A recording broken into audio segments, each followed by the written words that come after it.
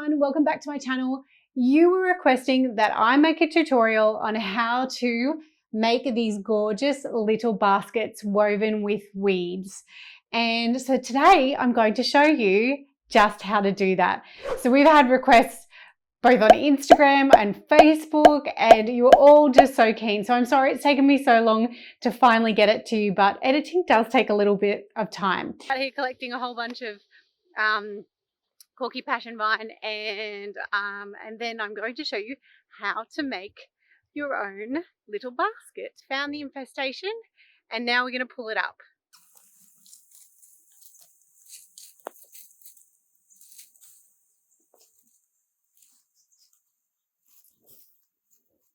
So now I am ripping off the berries and the leaves, and because it's a weed, I'm being very, very cautious about pulling them off and making sure they go in a bucket, and then they will go in the rubbish bin because I don't want them to, spread weed everywhere. This is all the weeds I still have to do, and these are all the leaves and the berries. You can see the berries there. Berries, and this is all the stuff that I've done so far. You might be wondering, what do you do if you have heaps of leftover weed? At the end, I'm going to show you how to store your excess weed so that you can make another basket. So of course you need weeds, but you also need raffia paper. So that's recycled ground wood paper. It's really strong and really pliable. And I'd suggest getting the high quality paper, because if you get paper that's not very good quality, it can make it very, very painful to use. You want your raffia paper to be about 1 centimetre. You don't want it to be any thicker than that because it's really hard to use. And then if you make it too thin, it's going to rip easily. So start with 5 lines. I mean, you can have more if you like. It's going to be quicker if you have more, but I like having about 5. You cut the ends off, and then you're going to just wrap around them. So I've used the pink raffia this time. I do generally like to go for the natural raffia, but this pink raffia will help to demonstrate the stitch. So now you wrap around the whole entire end. So I usually go in about 2 inches, and then you curl it up with your fingers into a circle. This is probably the hardest part. I really struggle with this part. Put your needle back onto the raffia. Now I use, in this particular video, I've used a plastic needle, which is really great for kids, but you can use any tapestry needle. A metal needle's just as good as a plastic needle, and I just found these really gorgeous wooden ones that I'm going to buy. I've put the link down the bottom. I haven't bought them yet, so I don't know how they'll go, but I just like the idea of working with wood. So what we're going to do now is we're going to stitch through the center and go around the next layer of weeds that are covering the center circle. And then you're just going to keep threading it through, and I would suggest just moving the raffia over a little bit so that there's a little bit of space in between each, but you're going to do the whole way around the circle this way. If you're enjoying this video, please make sure that you hit that like button.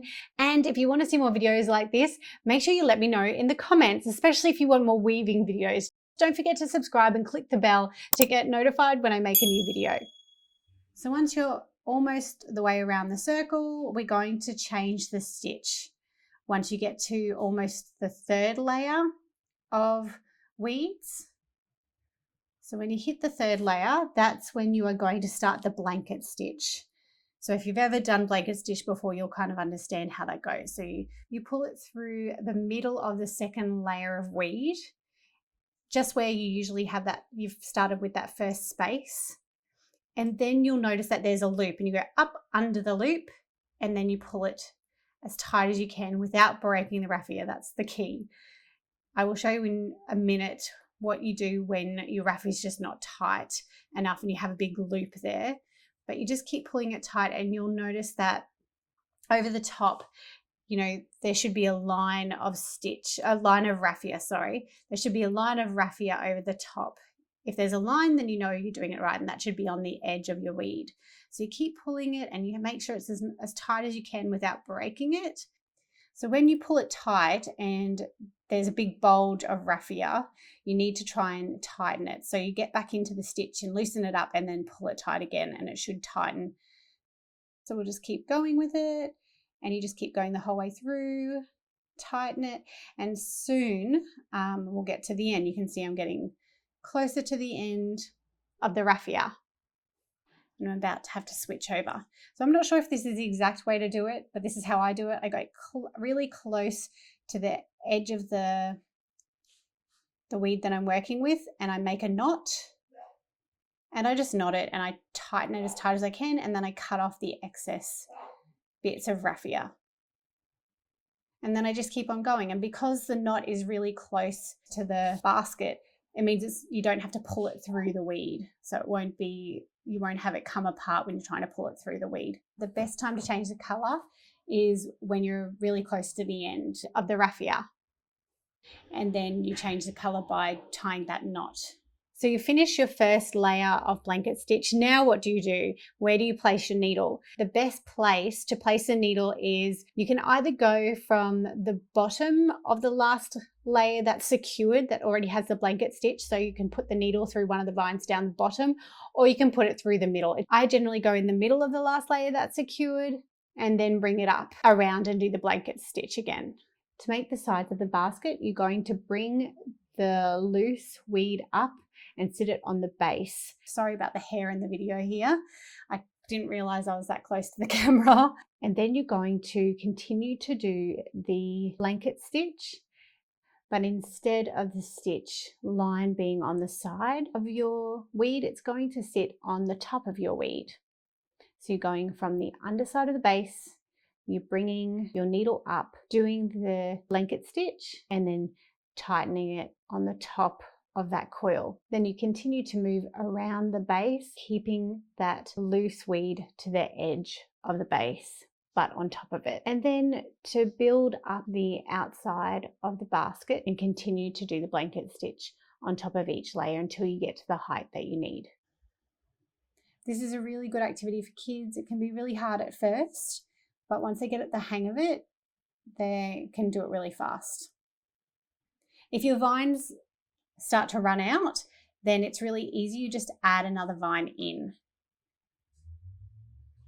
If you run out of 2 or 3, just add 2 or 3 extras. But as soon as you lose one, you add another one in, so it keeps that consistent layer throughout the whole of the basket. It's up to you whether you do it perfectly and make sure that you place the stitches evenly, or if you want to make sure that there's 2 stitches to the 1 stitch below it so it gets bigger.